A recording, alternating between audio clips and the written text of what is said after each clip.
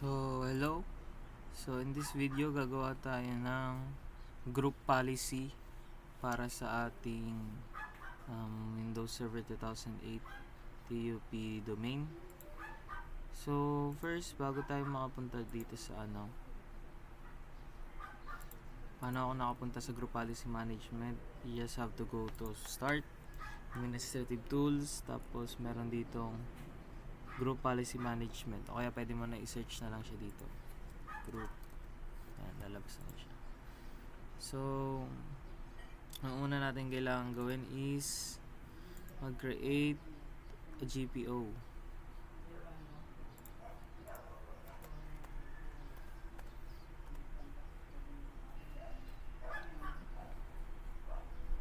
Add tayo na new GPO.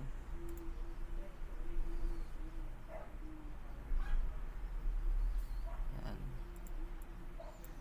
So, mag-start tayo sa administrative department. So, lagay natin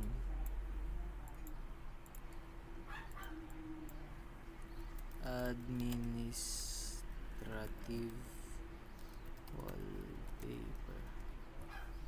So, after nun, edit natin to.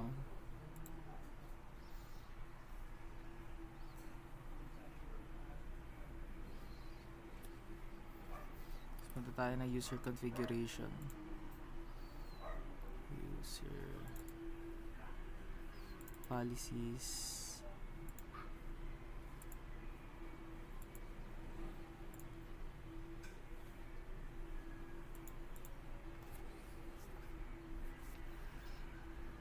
Administrative.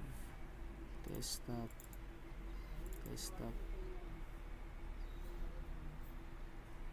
Tapos sa desktop wallpaper, enable natin siya.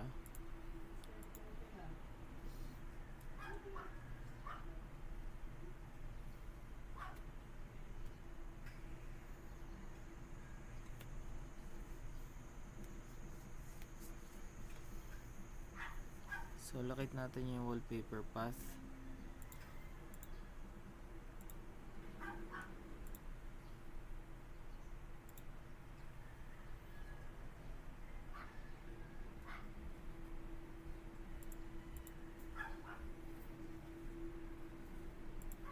So, magda-download muna ako ng mga wallpapers for each department.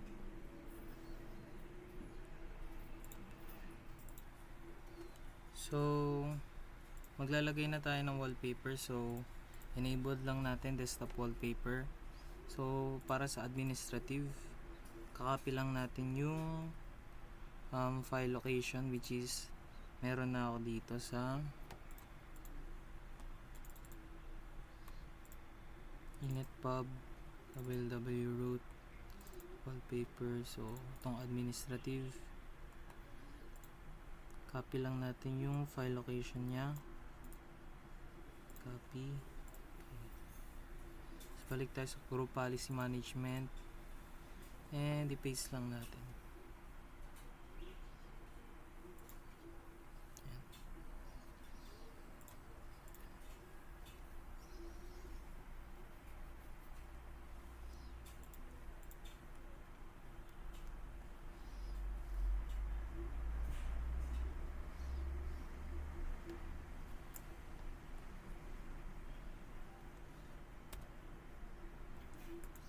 So, ano ba siya? Administrative.jpg.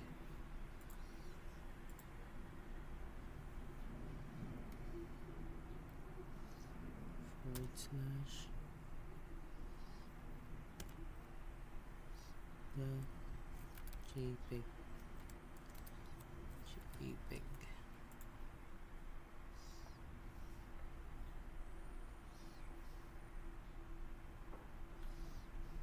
Apply. Tapos okay.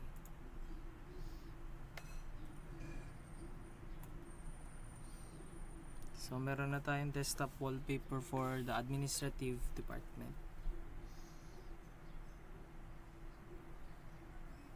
So, para sa program courses,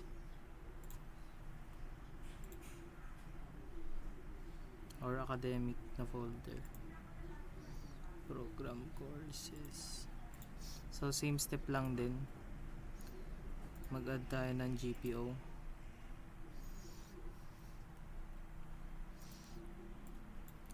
Academic wallpaper. Tapos again, edit. User config, policies, administrative templates, desktop ulit, desktop wallpaper. So enable it again. Paste lang natin yung path.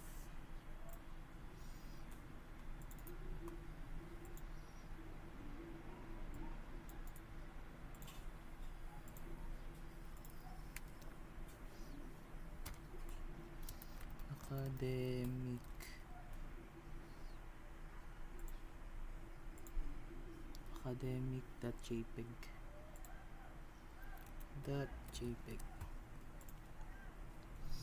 So again, apply lang natin to sa okay.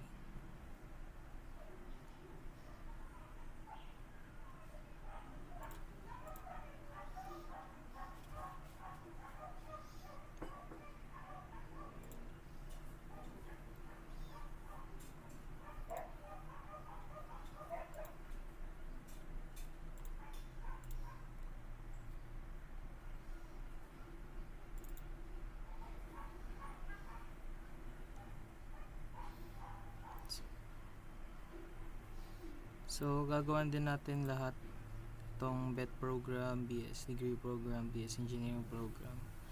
Gagawin din natin siya ng mga academic wallpaper. Pati na rin itong administrative. Itong mga to. So gagawin ko na lang siya off cam para mas mabilis. So nalagyan na natin lahat ng wallpaper. So yung administrative, meron na siya mga wallpapers.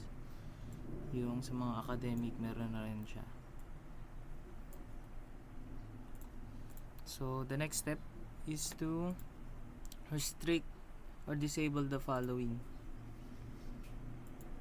view properties of computer and my documents, command prompt control panel manager, access to Windows system and program folders, and installation of programs, change settings of workstations. So yan. And only the network drive should be visible.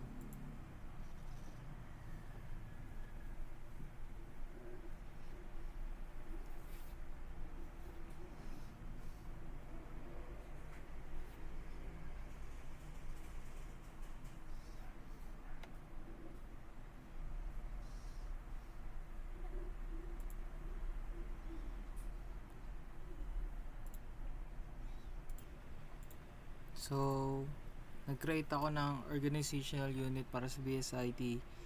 So, may BSIT users, may security group na merong members ng lahat ng users within the server, within the domain natin. So, then, okay. For the first step, ng pagdi-disable ng properties.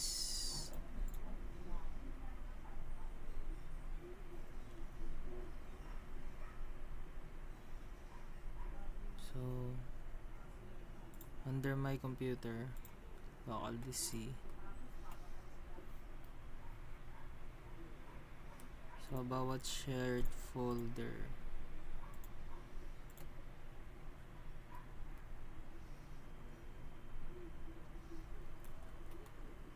re-restrict natin yung users to read or read and write to prevent the users from viewing properties.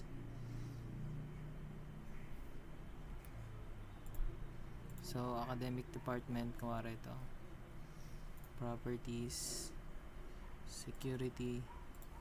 So dito para sa BSIT,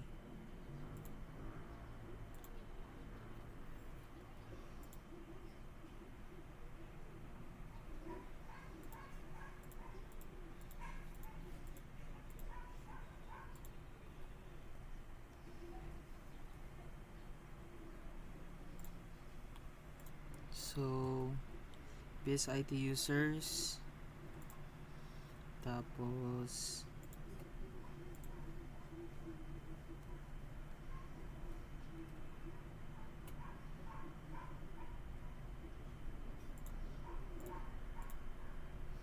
BSIT users. Edit.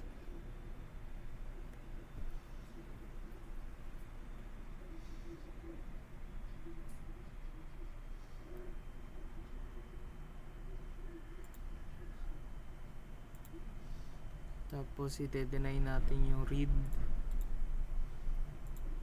at yung write. Then apply. Yes. Okay. Okay. So sa same folder ganun din. Properties, security, edit. Add natin yung users.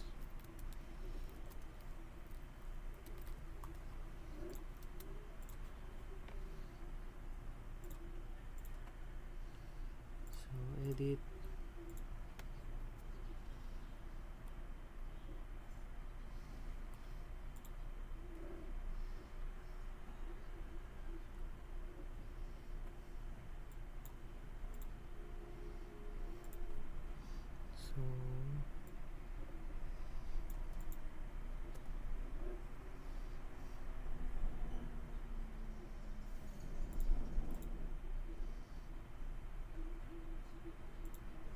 So deny natin ulit yung read at saka write.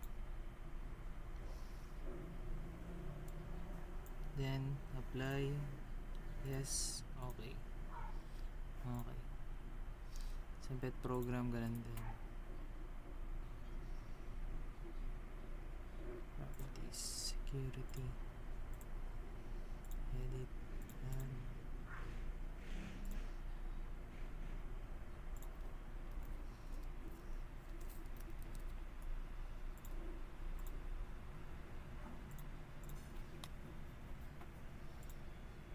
edit. Gawin natin siyang deny natin yung read at write.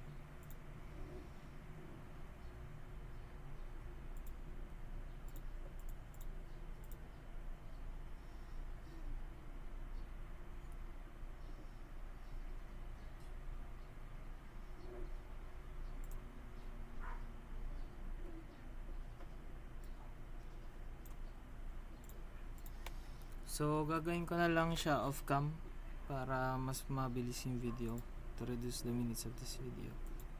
So we have finished making the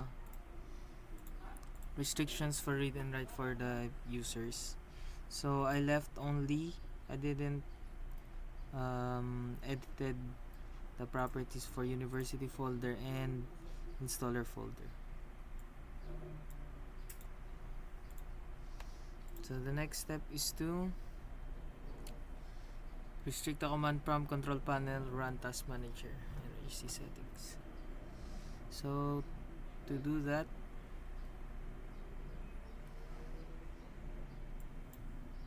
we go to our group policy.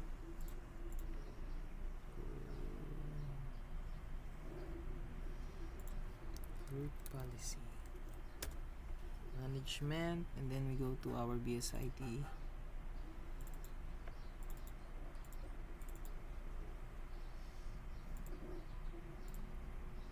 So we create a new GPO BSIT users.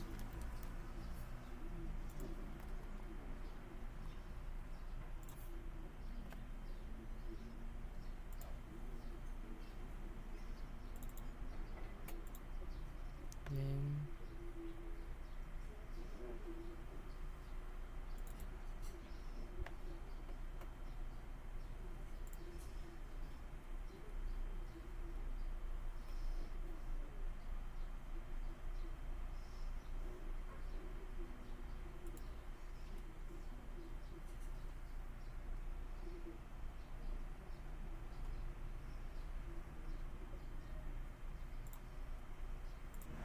Then we click on edit.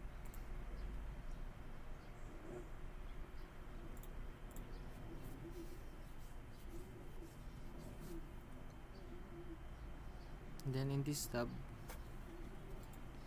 we will navigate to the user configuration, policies,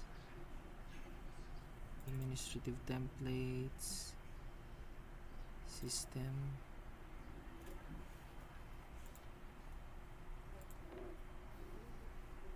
We will find prevent access to the command prompt. This one.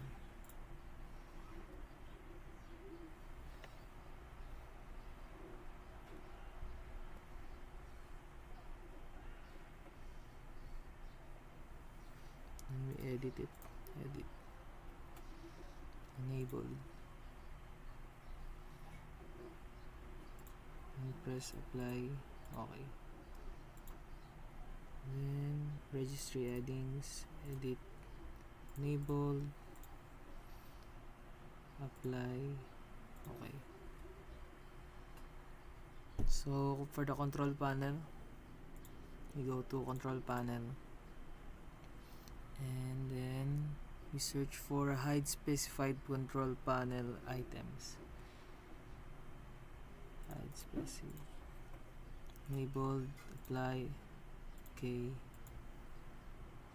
Okay.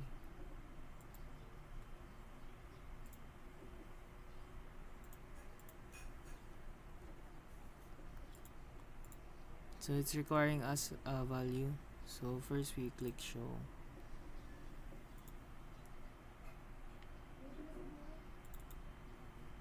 Let's put some values. So we will add run. Okay. Apply. Okay.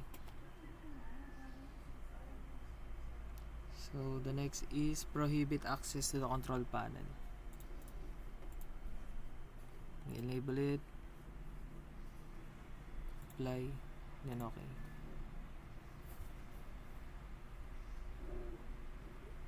Start menu. Remove run menu from start menu. So start menu. And we will find remove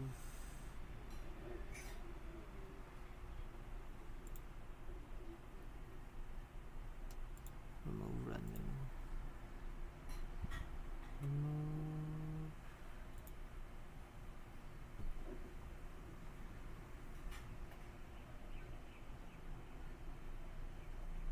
here. So we edit that. Enable, apply, and okay. Then Control Alt Delete options, remove task manager. So that is under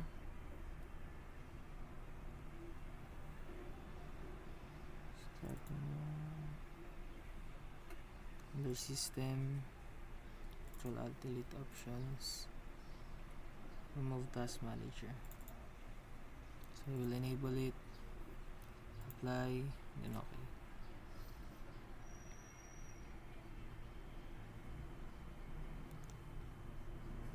And we will provide access to the Windows system and program folders. So to find that,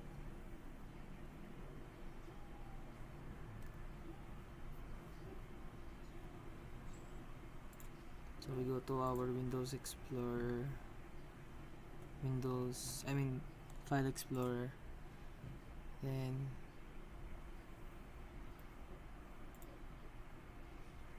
and right click,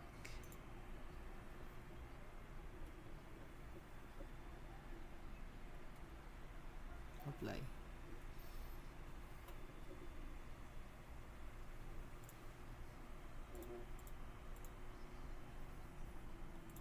So for the academic department, properties, security, BSIT, edit that, check the read execute.